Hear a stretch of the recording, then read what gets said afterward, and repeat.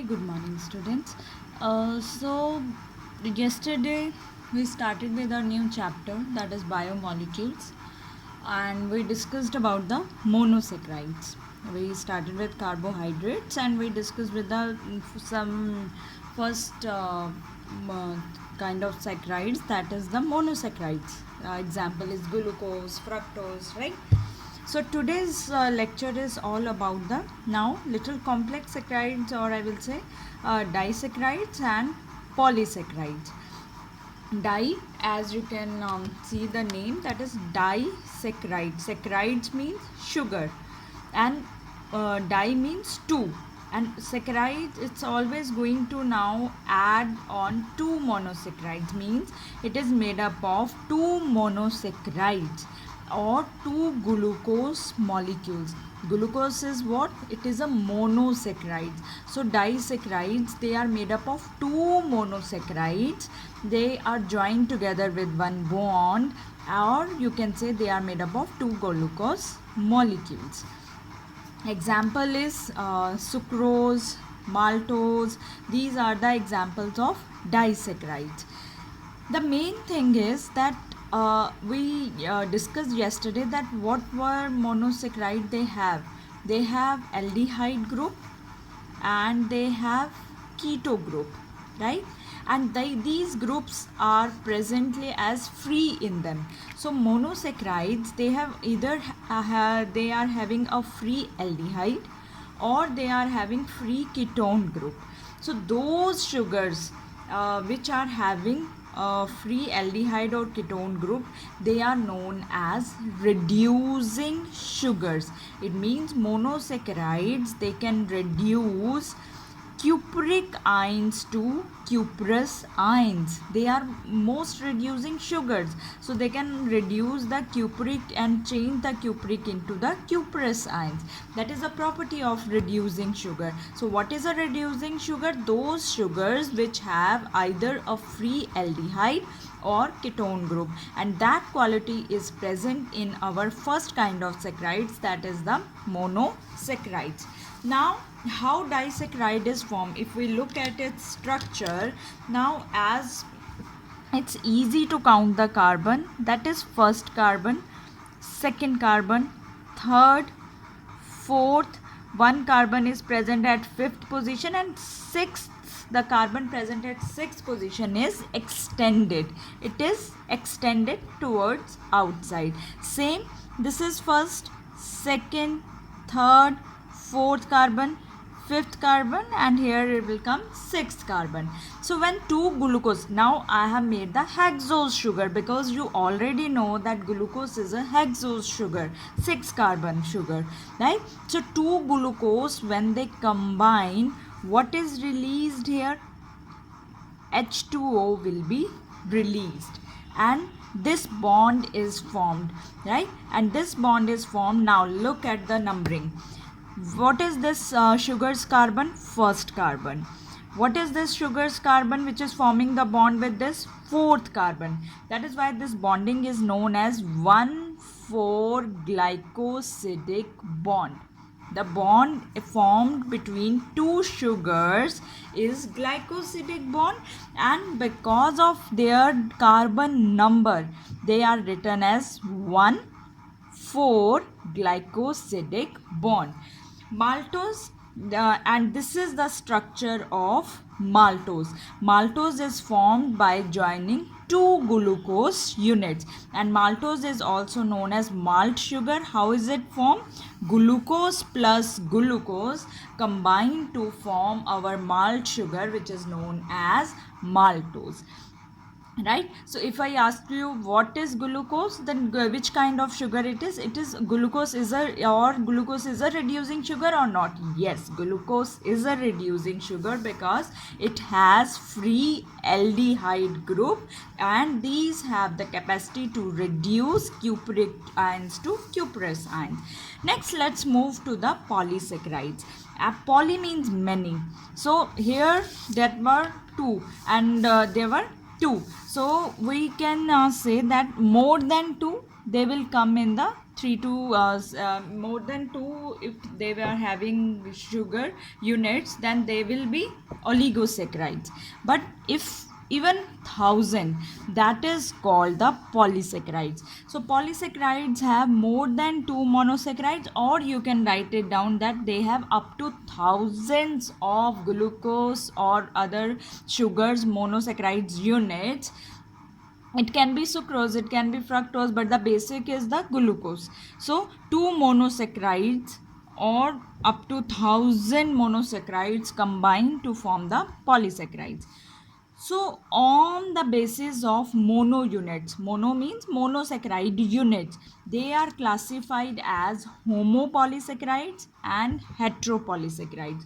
Homopolysaccharide means polysaccharide, that means we are combining more than 3 or more than 3 or 4 monosaccharide unit. Homo means same. Homo means same kind, means it is a polysaccharide, but you are joining same kind of monosaccharide unit. So they have same monosaccharide unit. Example is cellulose. In cellulose there are many glucose which combine together to form the cellulose. And opposite to this, there is heteropolysaccharide. Heteropolysaccharide means different monosaccharide units, they combine to form the hemicellulose. Means it can be xylose, it can be arabinose, it can be your different kinds of the monosaccharide. Means monosaccharide unit is not same as in the cellulose, right? So like in cellulose, if we have to study the structure of cellulose, now I made 3 glucose units, right? 3, this is glucose, the glucose hexose sugar. Now as you can see, HOH, and on the 4th carbon there is OHH. Then again first carbon HOH, and on the 4th carbon OHH. Water will be removed. Now I have made the bond not linear, it is this kind of bond. As you can see, the orientation of OH is not same here. Both OH, if they are present at the lower side, then it form the linear bond. But now one OH is present there, one OH is present there, so orientation is different, right? So this kind of bond is glycosidic, but this is known as beta glycosidic bond, and because it is forming between the carbon number 1, carbon number 4, so it is again known as 1,4 glycosidic bond. Only difference is, this is why this is beta, because of the orientation of this OH group on the carbon. So we can say here that functional groups like OH, when they are involved in bond formation and when they do not have same orientation, then the bond form is beta. Because these are 2 sugars, so it will be glycosidic bond, but it will not be alpha, it will be beta glycosidic bond. Examples of polysaccharides, one which is known as the storage polysaccharides, glycogen. As all of you know that starch, animal starch, that is known as glycogen. Glycogen is stored in case of human beings, so it is a storage polysaccharide. Which kind of polysaccharide it is? It is again homopolysaccharides, completely made up of one kind of monosaccharide, that is the glucose, or many glucose combined to form this glycogen. It is a storage polysaccharide, that is why it is known as animal starch also, because it is very famous for storing the starch in case of muscles. It stores starch in liver and muscles. So glycogen is stored in liver and muscles. The kind of bond it forms is 1,4 alpha glycosidic bond is common, but same way it forms many 1,6 glycosidic bond. Now you can imagine that 1,6, 1 and 6, so it will not be linear, it is going to be branched. So glycogen is a complex structure and highly branched structure. The structure which is branched, it means it is highly complex. The other thing is it gives red color with iodine. It is heavy, very highly complex structure, so it bind with iodine and it gives the, when it react with iodine, it gives red color. Now, next kind of polysaccharide is chitin. Why I am discussing all these glycogen, chitin? Because these are mentioned under the heading of polysaccharides in our NCERT. So we need to know about them, that what is their purpose in the different kinds of storage, different kinds of structures. Now, chitin, as now you have an idea that the starch which is stored in liver and muscle, that is the glycogen. So chitin is a homopolysaccharide. It is mono unit is not glucose, it is N-acetyl glucosamine. It is modified form of glucose. As such, it is not directly glucose units are combined. Glucose change into acid with have, if we attached acetyl group in this, then it form the N-acetyl glucosamine. So that forms the chitin. Again, it is a homopolysaccharide. Now, what is chitin? As we know that cell wall of fungi is made up of chitin. So, which kind of polysaccharide it is? Is it for storage? No, because it is found in cell wall. And what is the use of cell wall? It helps in formation of structure. So that is why it is a structural polysaccharide. And what kind of polysaccharide is glycogen? It is a storage polysaccharide because it helps in storage of the starch. And then it is also found in the exoskeleton. As you can see, this is found on the outer areas. Skeleton, it is found in the skeleton of exoskeleton of arthropods, right? So which kind of polysaccharide? It is a structural polysaccharide. Inulin, I did not say insulin, it is a inulin. It is a polymer of fructose. Many fructose they combine to form the inulin. It is found in roots of dahlia plant. Then there is another polysaccharide, agar-agar, very common. Agar-agar is it is a polymer of galactose, and it is extracted from red algae whose name is Gelidium. From Gelidium we get our polysaccharide, that is agar-agar.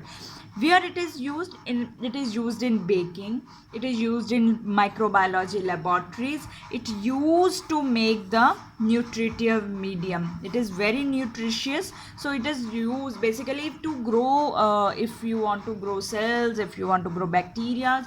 So many times it is used in nutritive medium, as well as to solidify the things. It is used in baking also.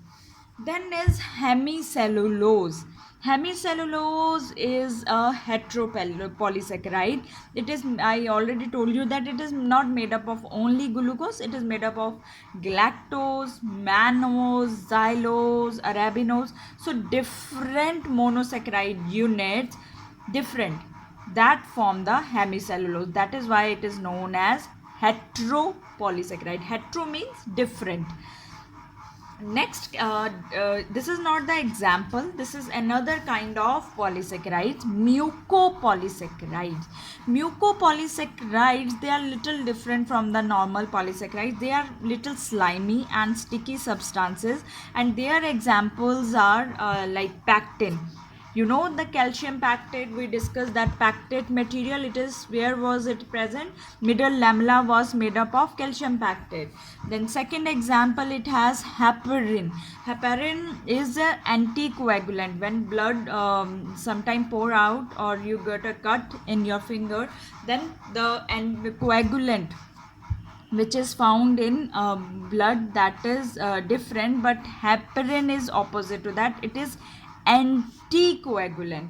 It is opposite to the coagulation. Anti means opposite. few clotting factors are differently present in our blood, and against that there are factors. So one of the factor is heparin. It is an anticoagulant found in blood. It is known as blood thinner also, right?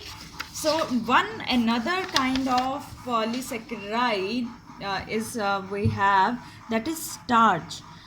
Starch is it is a polysaccharide.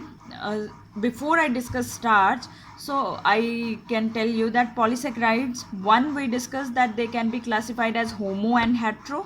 Another way of classification of polysaccharide is stored, that which kind of function, on the basis of their function, they are helping in storage or they are helping in making the structure. So storage is one of type of storage polysaccharide is starch, and we discussed also one type is glycogen. They are the examples.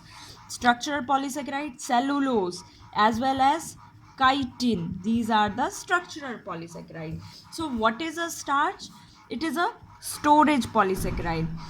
Is it a homo or hetero? It is a homo polysaccharide. Homo polysaccharide means all mono units or monosaccharide units, or it is completely made up of only glucose. And it has two components. It is made up of two components, that is the amylose and amylopectin. So starch, when combine amylose and amylopectin, only then starch is made. But what is its structural formula? Its structure, it is having glucose units. Amylose is joined by 1,4-glycosidic bond. I told you that the structure or the polysaccharide, when it is forming only 1,4-glycosidic kind of bonding, then it will always form linear structure. But linear structure does not mean only a single line kind of structure. Here amylose has helical structure, but this is linear. This is not branched. So this is known as helical linear structure.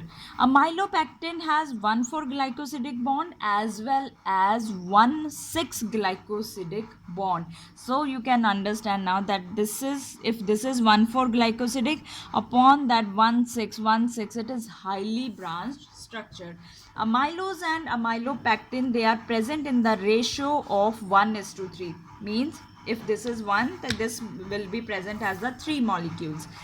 Now one main key point here, that this starch, it gives blue black color with iodine, and that is due to amylose.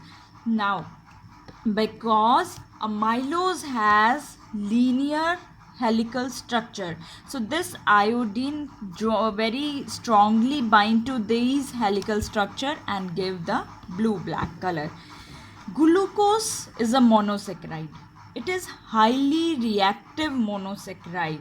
Therefore, and you cannot just store those things which are highly reactive. Therefore, that is the reason that in plants and animals, in plants, they are stored as starch. Glucose is formed, but it is transported as sucrose and stored as starch. So in plants, that is stored as starch, and in animals, glycogen. They are the suitable polysaccharides as the storage product. Why? They are not reactive, they are less bulky, they occupy less space, and they are easily broken down. They can be easily hydrolyzed. That is why glucose never ever stored in case of plants as well as animals. In animals, glycogen is helping in storage, and in plants, starch is helping in storage of the food material, right? So go through these monosaccharides, disaccharides and polysaccharides. From tomorrow we will start with the amino acids.